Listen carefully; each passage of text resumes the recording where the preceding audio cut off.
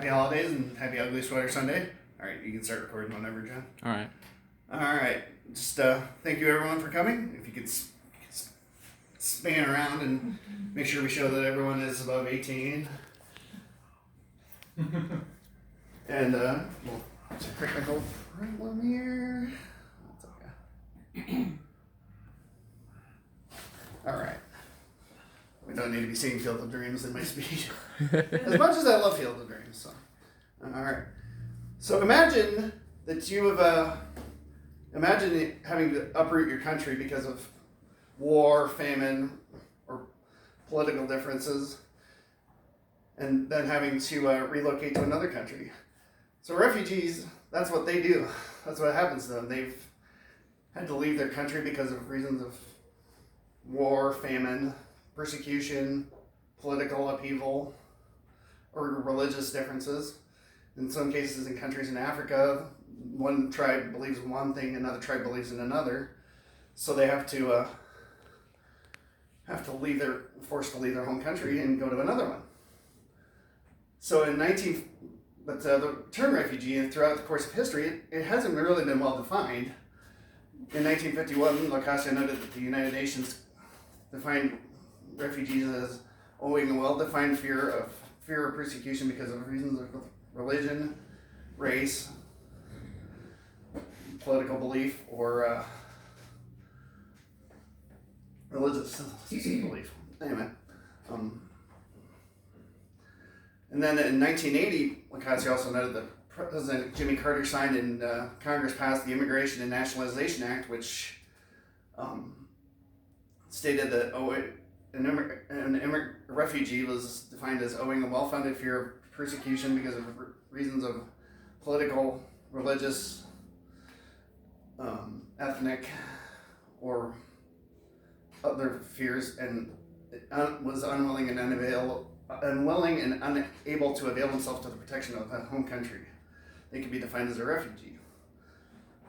Why do you guys think that might have been important to codify into United States law? What a refugee meant?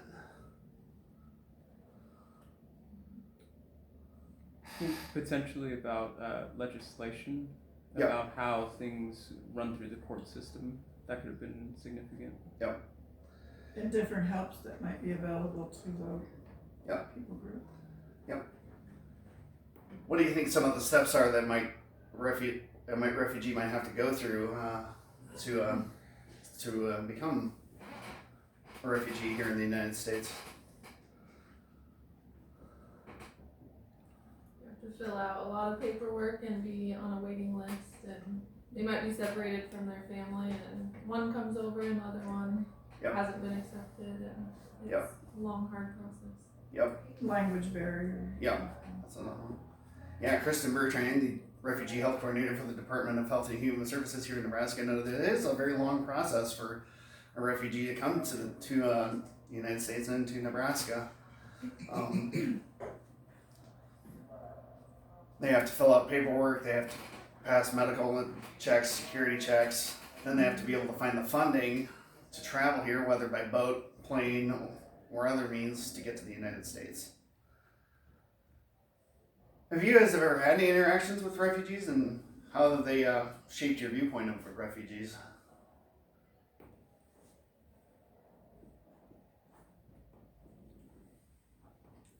We've had to deal with some people from Mexico who were probably illegals, as opposed to a defined category of refugee. Yeah. There's people struggle at times in this country with well-founded fears of what a refugee is. Peter Vinson, he's a national terrorism expert who worked in the Department of Homeland Security and the Department of Justice, noted that Americans do have a well-founded fear of refugees for a variety of reasons, and depending on the political climate at the time, or media influence. Media influence has played a role in the years, and with the loss of traditional outlets such as newspapers and radio, and then the rise of the internet, that's also influenced how people might view refugees, depending on what type of publication or site you're reading. Political bias can play a big role in how refugees are defined and how they're perceived. What are some of the things that can help children of refugees acclimate to the United States?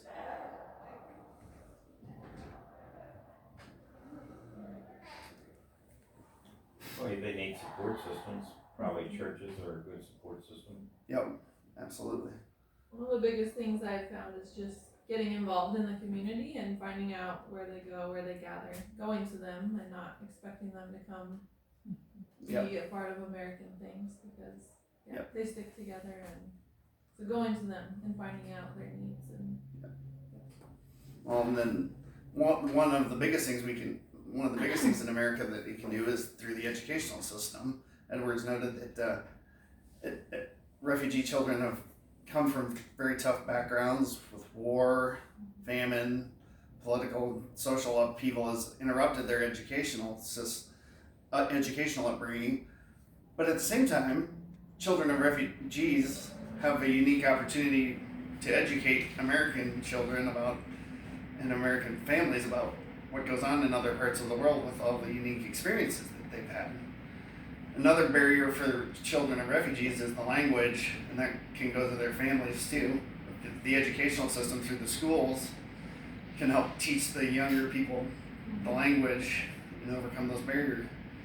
Children of refugees, they have a very unique opportunity to help improve their lives, not just for themselves, but for their families as well, through their schooling. So,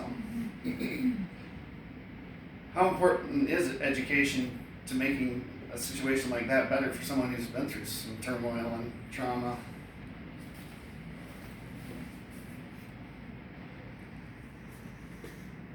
I don't know how else you do it, other than giving them an education and allowing them to find jobs and support themselves and their families. Yep. And what are some of those practical ways that we can help here, even in Lincoln and rural Nebraska, to help refugees? so like the husbands go to work, the kids go to school, so they learn English that way. The moms usually stay at home. So I found that going to the women and helping them on English is a good way to. Absolutely. I think just being able to navigate the community with their transportation needs, their currency needs, their shopping needs,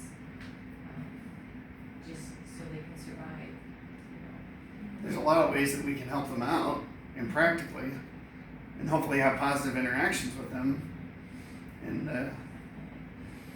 help show them why Nebraska is called the good life, amongst other things. Ms. Bertrand also noted that being just helping provide their needs through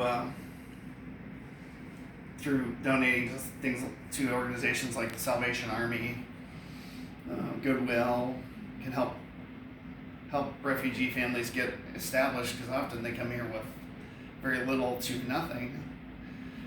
An audience analysis noted that refugees, it's an important issue for us as Americans to know about, because in American culture we have so much and we're so blessed, whereas refugees, they've been through war, famine, persecuted because they might have a different viewpoint or religious belief.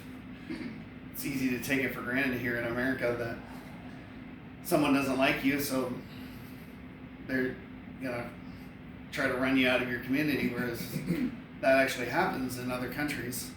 And then, or in other countries, they face those real life challenges of being persecuted for disagreeing with someone because of their religious or political, or because they're of a different tribe, that they have to end up leaving their country.